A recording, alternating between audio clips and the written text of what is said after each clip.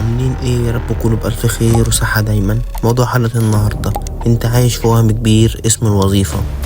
فيديو تحفيزي بسيط يخلي الناس تفكر ويشد الانتباه من اول ثانية. بس لو اول مرة تشاهدني او تشوف القناة بتاعتي، اتمنى منك تشترك في القناة وتفعيل زر الجرس والضغط على زر اللايك عشان يوصلك كل جديد في قناة سوبر فاهم. ويلا بينا لموضوع الحلقة. انت عارف ان الوظيفة ممكن تكون اكبر وهم في حياتك؟ والله تشتغل 8 ساعات في اليوم عشان تاخد مرتب في اخر الشهر، تدفع منه ايجار واكل وفواتير، ويبقى لك ايه اصلا بعد كده؟ ولا اي حاجة، وتقعد تلف في نفس الدايرة كل شهر. الحل: لازم تفكر تعمل مصدر دخل تاني جنب شغلك، سواء مشروع صغير، استثمار، تعليم مهارة تبيعها اونلاين.